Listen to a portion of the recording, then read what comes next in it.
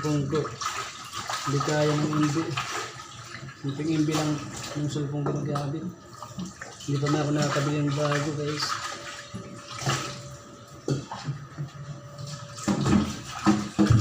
Guys, bagong haircut na guys.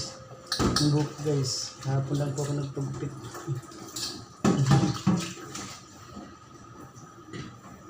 Tapos na po guys.